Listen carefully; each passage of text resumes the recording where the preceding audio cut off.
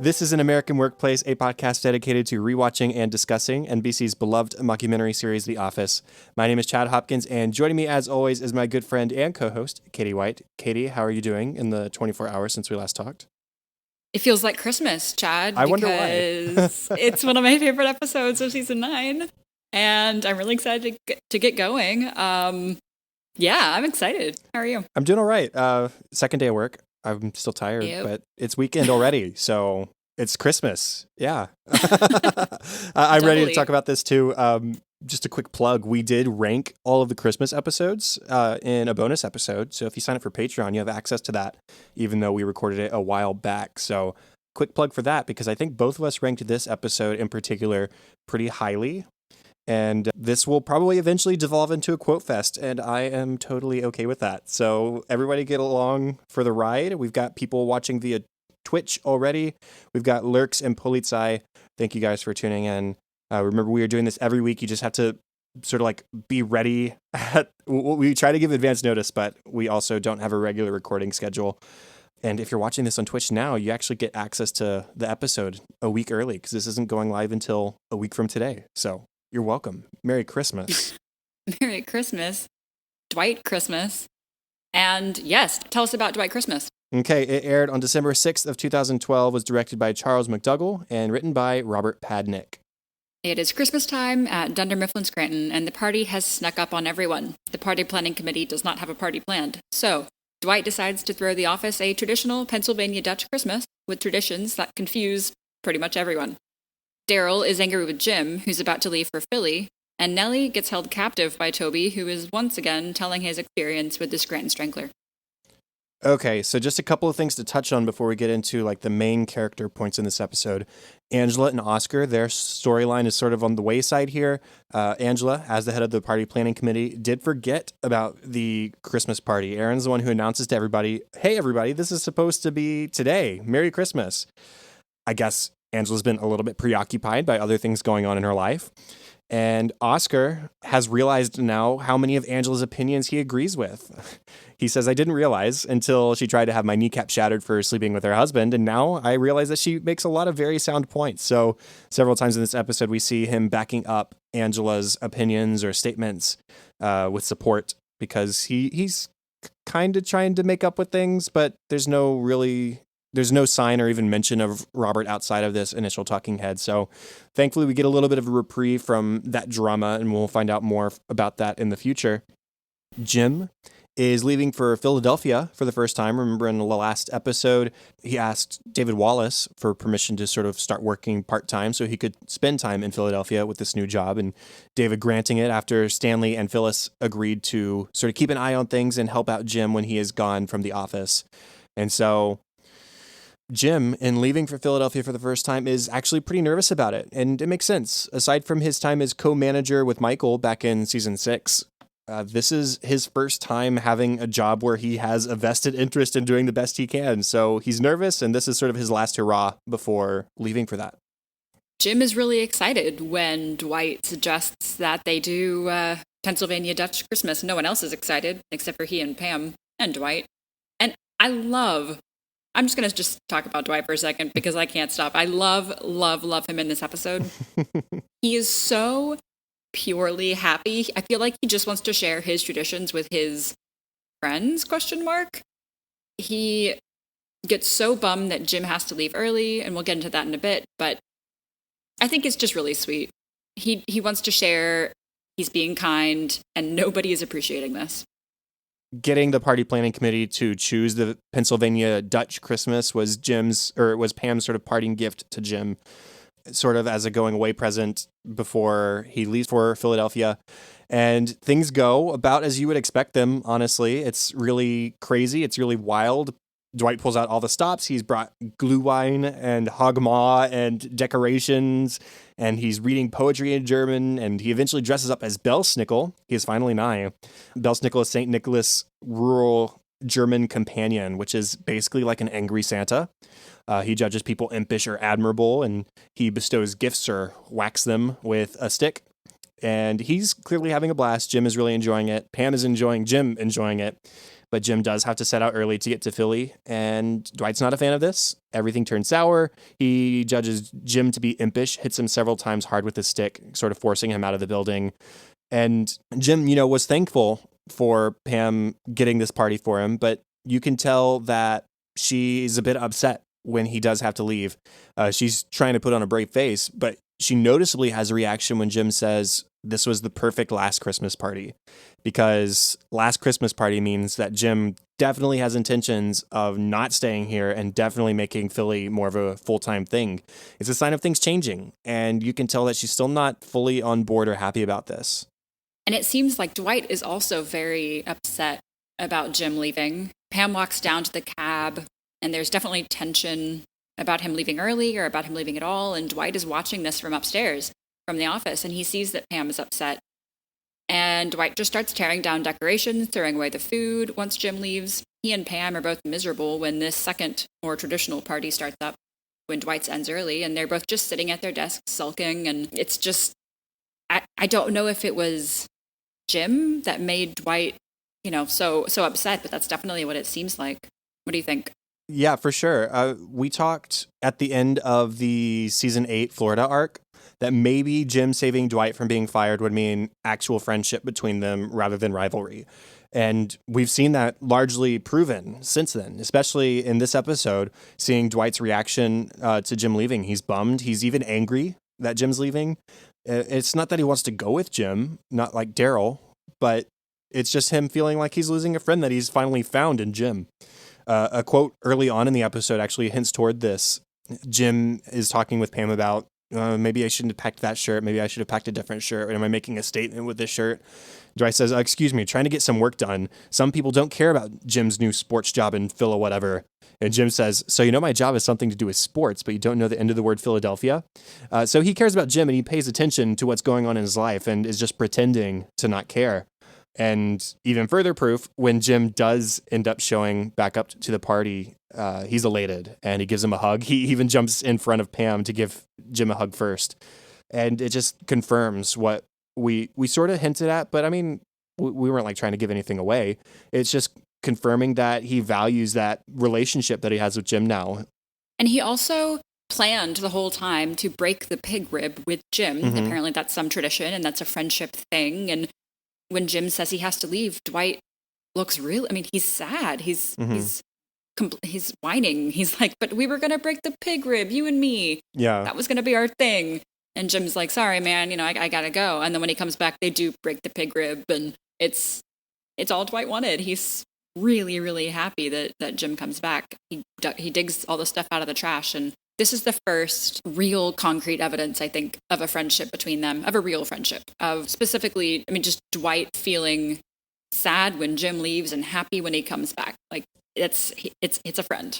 And I love Dwight in this episode. Me too. And just a small character thing. Dwight mentions a brother. I don't know if he's mentioned a brother before, to be honest. If he has, he definitely hasn't mentioned by name. We know he has a brother named Jeb. And the picture he shows us is of Dwight and Jeb breaking the ceremonial pig rib together. And so it's just a further connection when Dwight is so keen on breaking the ceremonial pig rib with Jim. It's like, yes, I see you as my work brother, if nothing else. So meaningful through all the silliness. And one more small casual thing to sort of follow up on a previous episode again. When Pam offers to get Dwight some eggnog when Jim has left, he says, no thanks, I'll just take another Dumatrol. So he is treating his anxiety, which is good for him. Yeah, and that's the same medication that Nellie is taking. Mm-hmm. There's also a bit of his tradition that I was going to list in funny moments, but it's so horribly not funny that I should mention it here. We learn that there is a very un-PC part to this whole day that luckily doesn't end up happening. Well, at first, everyone doesn't think that Belschnickel is a real tradition. This is something Dwight made up, But Oscar looks it up. No, this is a real thing. It's a crotchety, fur-clad gift giver. It's, a rural Santa, as you said. There's also a partner called Zwarte Piet, or Black Peter, a slave boy, often portrayed in colorful pantaloons and blackface, which, ever, no. And Stanley says exactly that. No, Dwight, don't do this. And Dwight says, oh, come on, we're not going to stick to every stereotype. We're modern, come on. and we see him pull his phone out and text somebody. Ends up being Nate, not to show up as Svarta Pete, because we then see him in blackface, which every time that shows up on the screen, I'm like, how did NBC air that? I don't know, but yeah, a dark turn to the Christmas party. Yeah, I mean, NBC gets away with it because it's presented as wrong. It's not like... Yeah. So, I mean, that's how they get away with that brief showing of it. It's not the first time someone has tried to show up to a party at the office in blackface. Remember in Costume Contest in season 7, when Michael was upset with Daryl and he shows up dressed as Daryl, and there's that black smudge behind his ear.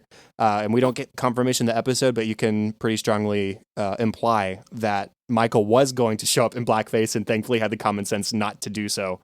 And something I noticed for the first time this watching, when Oscar is first reading out the details about Zwarte Piet, whatever. When Oscar first reads that out, Dwight actually gives like a proud little nod, like, yes, that's part of our tradition. And then Stanley says, no, Dwight. And then so Dwight makes a quick change to backtrack to cover up this not as PC item.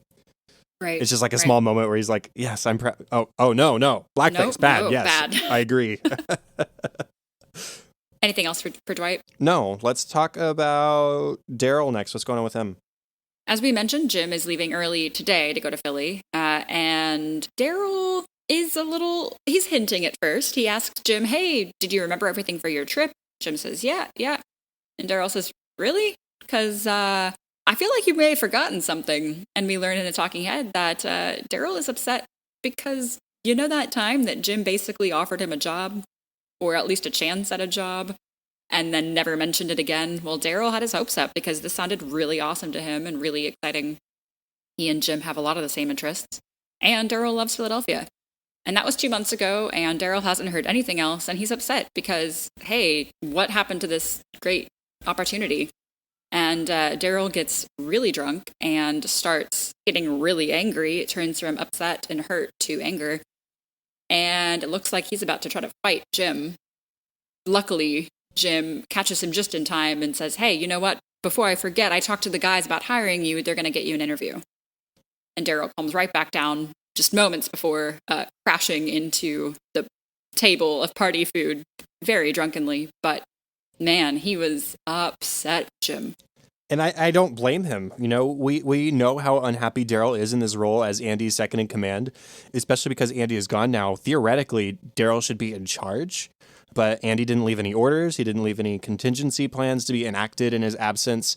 He's been gone for a long time at this point because he left in early November, because that was the Halloween episode when he found out that his parents were broke. So early November he left, and now it's almost Christmas. So Andy's been gone for a while, and Daryl's just sort of left in this limbo as the sort of second in command, I guess, maybe. So Daryl is just sort of stewing in this knowledge that Andy doesn't respect him properly, and Jim has apparently forgotten him. So I don't blame him, but it is a great payoff with seeing the way Daryl has to freeze and like slowly process this information from Jim. Like, you're going to job, Philly, you're gonna ask, okay, good, yes. And so he like quickly changes his entire demeanor. He says, I shall come by at your convenience. And Jim says, oh, thank you, sir. And so he like spins around and he's gone. It's a really fast, funny change. And then Toby, as I mentioned in the introduction, well, Nellie makes the mistake of asking Toby about the Scranton Strangler because she had not heard about this. And Toby is just thrilled. He's just so excited to tell the story again to someone who hasn't heard it. And he keeps her there all day long, through the entire Dwight party. And then the second party is starting up. And Nellie obviously wants to go, but Toby's still talking. And Nellie is just so tired of it. And she finally just shushes him. She gets really close to him and she just says, no, shh. And Toby, as we've seen, has shown interest in Nellie in the past, specifically in the Halloween episode when she dressed as Toby, and he asks if she's going to kiss him. And she has this look on her face where it's almost like, oh, what the heck? Sure. Yep, I'll kiss you. And she gives him a peck on the lips, and he rips off his glasses in this like romantic, like studly thing, and they make out. So, and she doesn't seem to hate it either. It's not like she tries to doesn't. escape. And I mean, I guess anything's better than listening to Toby ramble about the Scranton Strangler all day. But who knows? Maybe this is a thing that's happening? Question mark. Question mark indeed. I love how when the second party starts and she tries to escape, she's like, "Sounds like the party's starting up out there." And she sort of stands up a little bit, and he says, "Yeah." So, anyways, and he just goes right back into his story. Like, I acknowledge that things are happening, but I'm not done here. We have all been Nelly here. We're like, oh, great story. I have to. Oh, yeah. So as I was saying, trying to leave. The last big story thing to cover in this episode is Aaron. As I said, Andy has been gone for a long time now. The initial trip to the Bahamas, I think, was only forecasted to be 11 days. And we've since found it was 11 or 13. I don't remember which one it was for sure. In Andy's absence, Pete is keeping her company completely platonically. He introduces her to Die Hard because she's never seen it. I haven't seen it either, and I feel really bad about it. But me either. We don't need to talk about that. But you're the movie dude. We are. I own it. I acquired it recently. I just haven't watched it yet. Oh, so. You're for sure the movie dude. I am not. I have seen like 2 movies ever. Anyway. So Pete starts talking Aaron through the movie because he once memorized it on a dare from his brother. They're enjoying spending time with each other. Andy sends Aaron an email. So we know that he's officially reached his destination in the Bahamas. He says, "What up, shorty? We got in last night, sold the boat, went out, got drunk, saw Life of Pi, got super depressed and introspective. Gonna hang out here for a while, maybe a couple of weeks. It's already been several." He says, "Figure this whole life thing out. Maybe see Hobbit. Lates." And so first off, let's walk through this. It's an email. Yeah. It's like even a text message would have been more intimate. A phone call, even better. They are boyfriend and girlfriend. And as it stands, this message is completely devoid of affection, completely devoid of specific details of when they'll see each other again, or anything else that might be meaningful to their relationship. He calls her shorty. He says lates. I would be pissed. Like, yeah, this is completely platonic. Yeah, it's the worst. And she's obviously upset by it. And she seeks comfort in time spent with Pete. Like, good on her. She does make sure that Pete knows, hey, I am still Andy's girlfriend, but I'm upset. Yes, you can put your arm around me as we watch Die Hard now. I mean, what we see here is something we knew, but Erin is a person who needs loyalty and she needs stability. And she didn't get this from her foster upbringing. So whoever she decides to commit herself in a relationship to, she needs that. And Andy's not giving that to her. Pete is. Her boyfriend's nowhere to be found. So it's Pete who has his arm around Erin at the end of the night, not Andy. And yes, so platonically at the moment, but how long can that last? Right. Well, moving on to some funny things. There was no cold open and no opening credits, interestingly. Mm-hmm. So let's jump right in. The scene you mentioned between Jim and Pam and the blue striped shirt, I always thought was really funny because all Jim wears are blue shirts or white shirts. So it's like, oh, this blue shirt, like, oh, is it a statement? No, because that's your uniform. Like, you wear slacks and a blue shirt. It's not a big deal. It's like Dwight questioning a color of mustard. Yeah, it's all going to be fine. It's okay. You could wear like a bright, electric blue shirt and I'd be like, yeah, it's blue. It's fine. So Jim says, so my job has something to do with sports, but you don't know the end of the word Philadelphia? This is the quote I mentioned earlier. Dwight says, Philadelphia, from the Greek phila, meaning love. That's correct. And then he says, and Adelph, meaning Adolf, the city that loves Adolf. That is not what it means. Delphia, I believe, is brotherhood. So it's like the city of brotherly love. Yeah.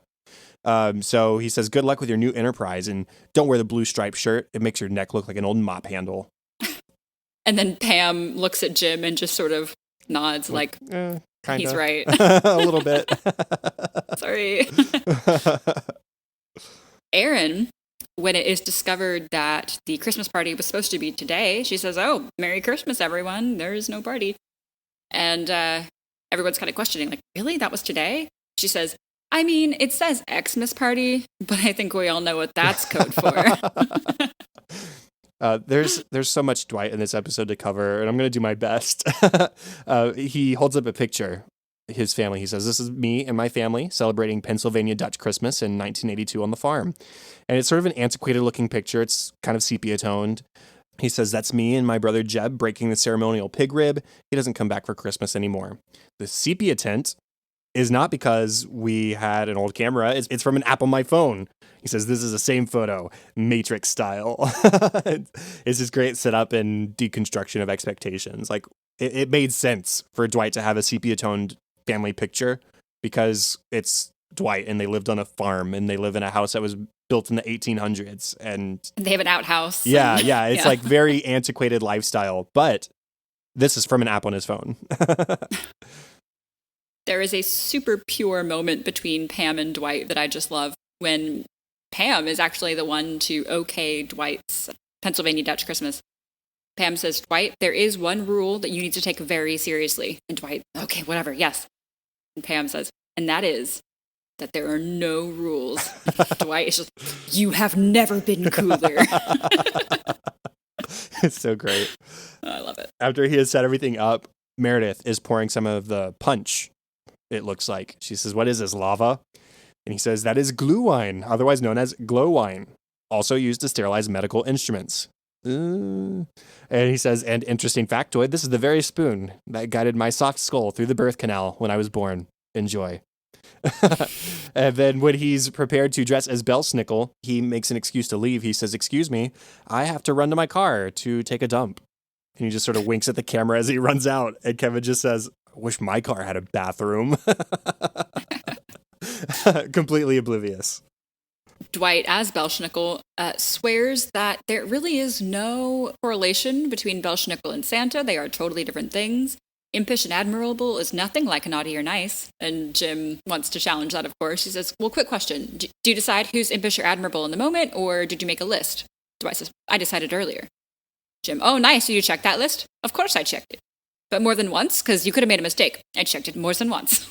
"Okay, so you made a list, you checked it twice, and now you're going to find out who's impish or admirable." Damn. Damn it. Try to trick him. After Jim has left and Pam and Dwight are both being miserable at their desks, Pam is trying to comfort Dwight and says, "Jim didn't leave because of anything to do with you." And Dwight says, "I don't care. Guess how much I care on a scale of 1 to 10. She says 0. He says, "Damn it." Like, you guessed it. No. A couple of the gifts that Belsnickel gives out. He gives Pam a mousetrap for die Kinder. Phyllis gets rubber gaskets for canning jars. Angela gets what I think are canning jars. Stanley gets a slingshot made out of a branch. Oscar was impish, so he didn't get anything. Kevin was impish, and Jim was impish. Mm-hmm. And that's all we saw. And Oscar was impish specifically because of the affair with Robert. He gives a little look to Angela, and she gets a lot of enjoyment out of seeing Oscar hit with a stick. Backtracking just a little bit to the beginning of the episode, Dwight suggests, what about an authentic Pennsylvania Dutch Christmas? Drink some glue wine, enjoy some Hassenpfeffer, enjoy Christmas with St. Nicholas rural German companion Belsnickel. And this is, like, I say this a lot, but there's a lot of Office things that I casually reference a lot, and this is one of them. Jim saying, "Yes, that. We're definitely doing that." Are we all in agreement? Jim is just like so excited. He's like, "Yes, that immediately. Yes, this." My roommate and I both do that all the time. Yes, that. There's also another very quoted line from this episode. In fact, we've quoted it a couple of times, both on social media and already today. When Dwight is coming in as Belsnickel, he says, "Judgment is nigh, for die Belsnickel ist I." And Jim is so excited. Yes, he's finally nigh. Dwight says, "I am nigh."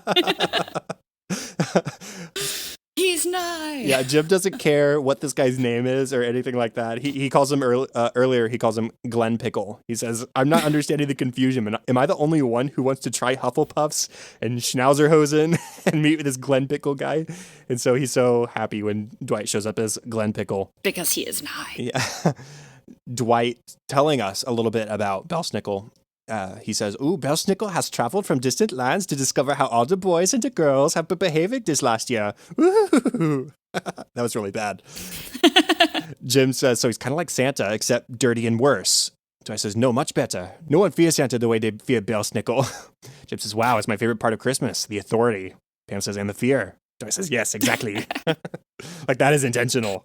Moving on to Kevin for me for a moment. Kevin hates mini cupcakes. Nellie suggests getting some mini cupcakes for the party, but Kevin is offended, like deeply. He says mini cupcakes, as in the miniature version of regular cupcakes, which is already a mini version of cake.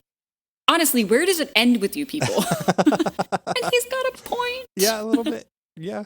Why not just get the real thing? Pam, when trying to convince the party planning committee to choose Dwight's party, she says, we're the party planning committee, and we did not get where we are by playing it safe.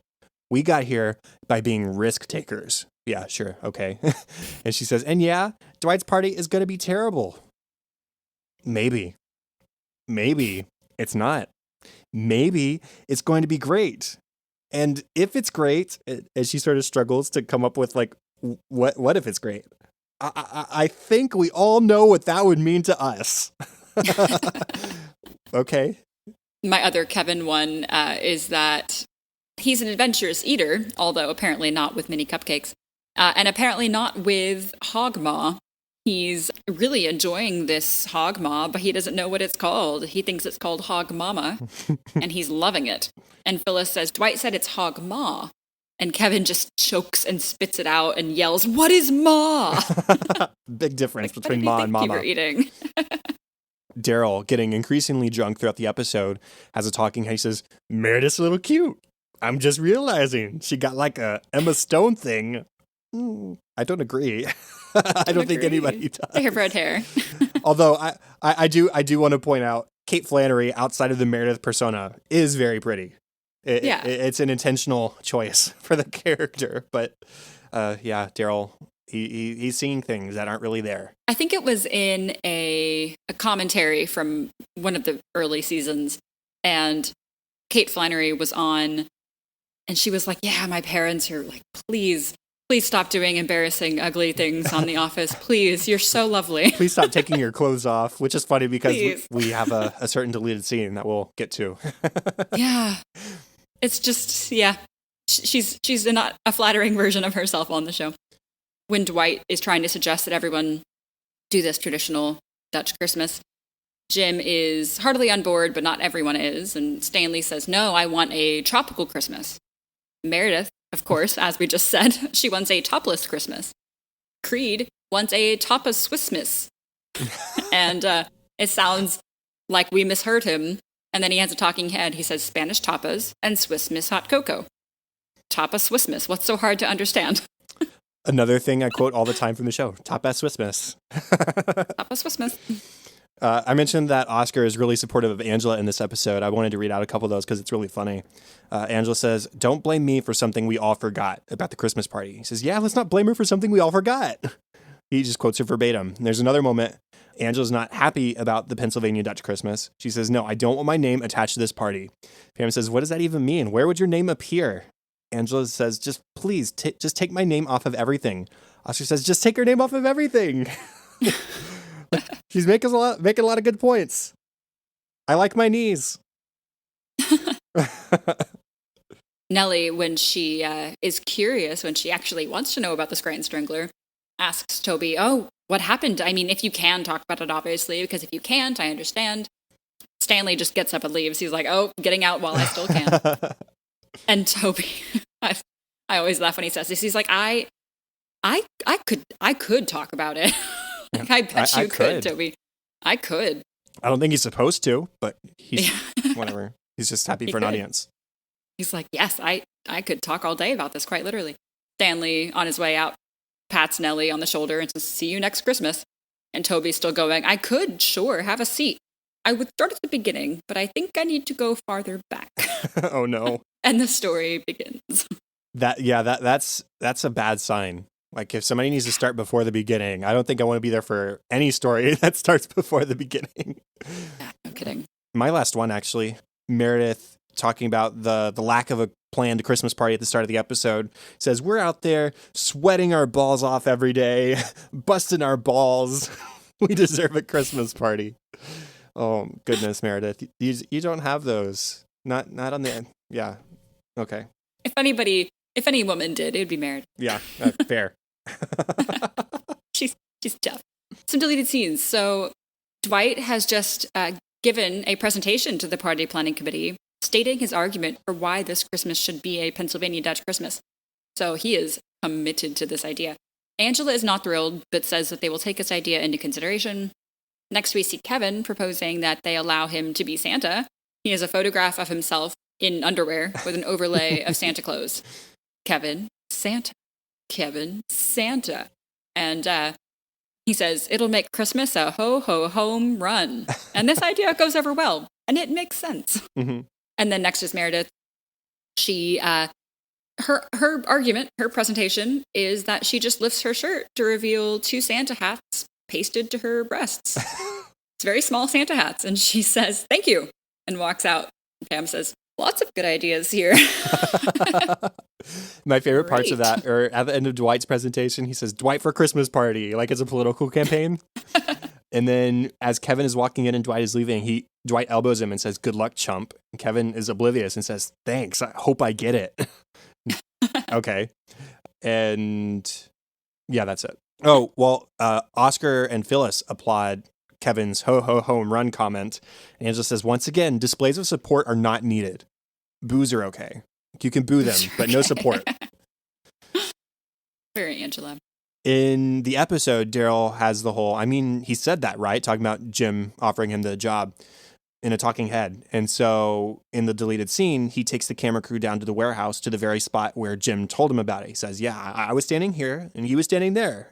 And it was that day that I was mad at Andy about that Michelle Obama thing. And Jim was like, oh, sports marketing. Oh, it's happening. It's happening. You know, it'd be interesting if you asked him about it. I wonder what he'd say. That'd be interesting.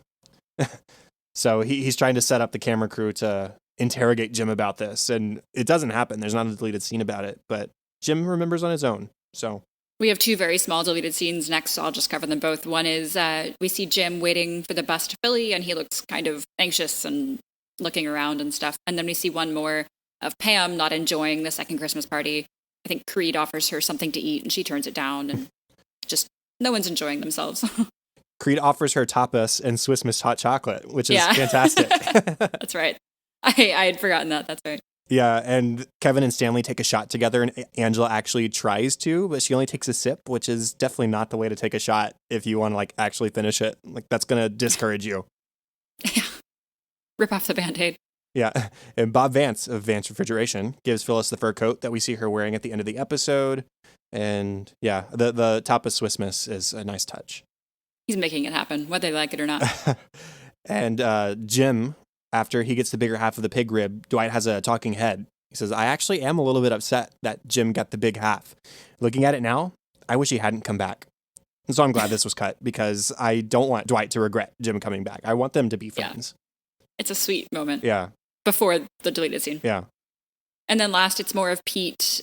Oh, although I guess we didn't talk about how hilarious Pete's recreation of Die Hard is and the fact that he knows every line to the movie. So he's standing there reciting this. Mm-hmm. Maybe you did mention it and I missed it, but he is acting out Die Hard as a one-man show and it's incredible. So there's more of Pete reciting and acting Die Hard and he's very into it, accents and everything. And Erin is really entertained. She says, hold on, I have to pee. And Pete says, oh, okay. Is it okay if I keep going? I kind of got a flow going on. She says, you mean by yourself? And he goes, yeah. Okay, sure. So she lets him, and she goes to the bathroom, and he dies a very dramatic death while Erin is away. And it's intense. It's a fight scene, and he's playing multiple characters, and he's doing choking sounds and gunfire, and he collapses to the floor, and he's the only one in the room. It's so good. Yeah, it's pretty great. And that's it. We don't have any voicemails because we just recorded our last episode yesterday. And so thanks everybody for listening.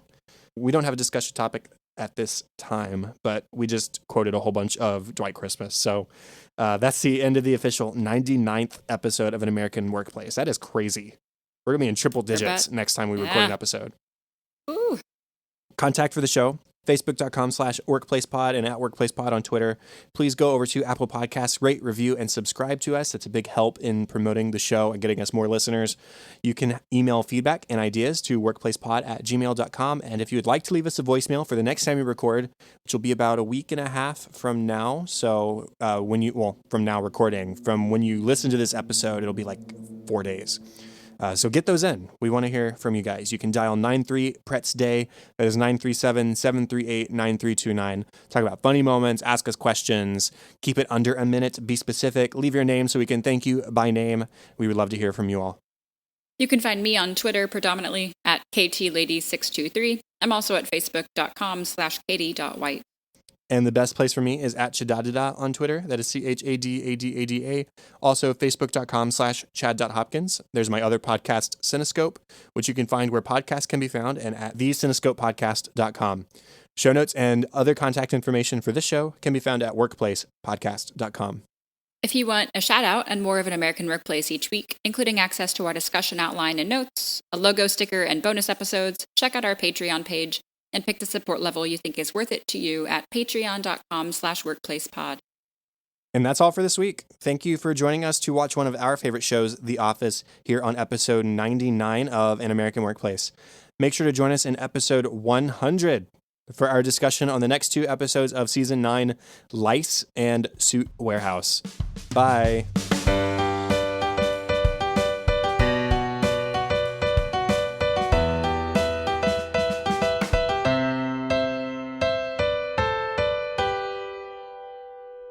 Are we finally nigh? We are nigh. Okay. Bye.